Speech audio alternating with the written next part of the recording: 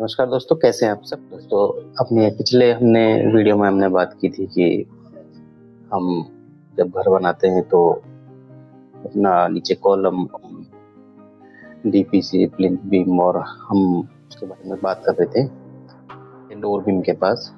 तो आज वहीं से शुरू करते हैं दोस्तों। तो इंडोर बीम में दोस्तों सबसे पहले हमारा जो लेवल है, हम डोर का जो लेवल होता है 7 फीट, 8 फीट या 9 फीट, जितने भी हम चौखट वगैरह रखते हैं तो उसी के हिसाब से खिड़की की हाइट डिसाइड होती है। तो सपोज करो कि हमने खिड़की और चौखट का जो लास्ट एंड है ऊपर तक, वो हमने रखा हुआ है दोस्तों 7 फीट।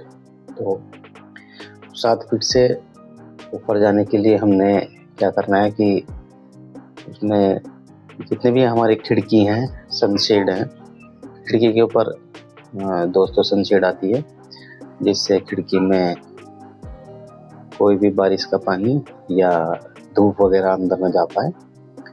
तो सनशेड इसलिए होती है। उसमें दोस्तों खिड़की के ऊपर और दरवाजे के ऊपर हम एक बीम डालते हैं।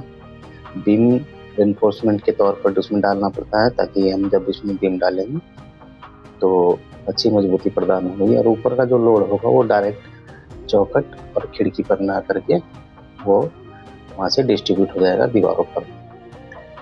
तो उसे डालने के लिए दोस्तों हम जो अपना 10 mm का जो हमारा रेनफोर्समेंट बार होती है, जो सरिया होता है, उसके हम बीम बनाते हैं।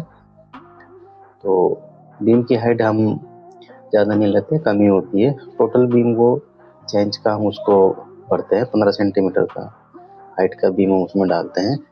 तो वो हम पूरे जितने भी चौखट है, चौखट और हमारी जितनी खिड़कियां हैं, सबके ऊपर हम बीम बनाकर रख पाते हैं।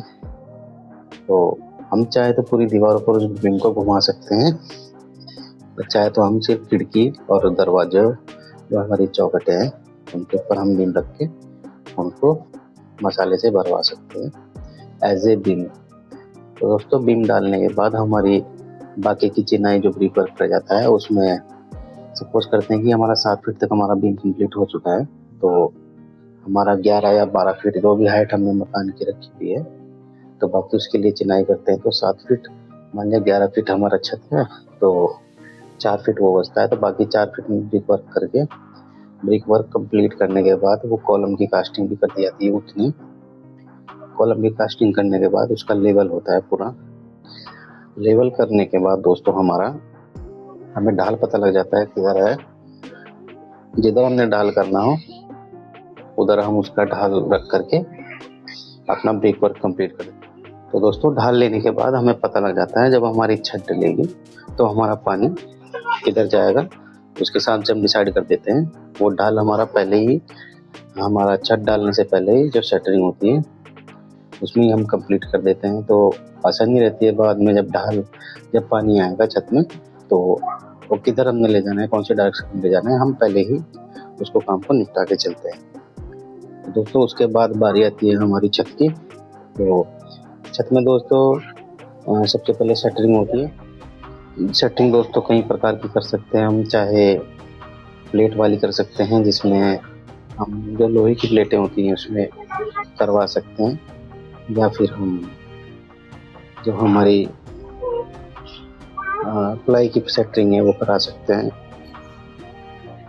सेटरिंग में हमारे पास कई सारे ऑप्शंस रहते हैं। सेटरिंग के बाद दोस्तों बारी आती है हमारा जो छत में है रेनफोर्समेंट देने की। रेनफोर्समेंट देने के लिए हम अपना जो भी है, जितने इसमें बीम लगाने हैं वो पहले डिसाइड कर लेते हैं, जितने हमारे स्पैन है वो वगैरह सब डिसाइड करते हैं। तो उसके हिसाब से हम उसमें रेनफोर्समेंट देते हैं।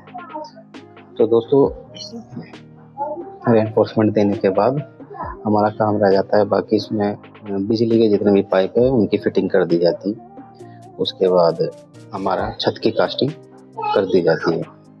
तो दोस्तों, ये रही बात हमारी छत तक की।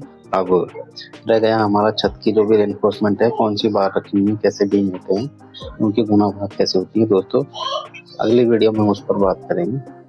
तो फिलहाल के लिए दोस्तों इतना ही। Okay, bye, take care.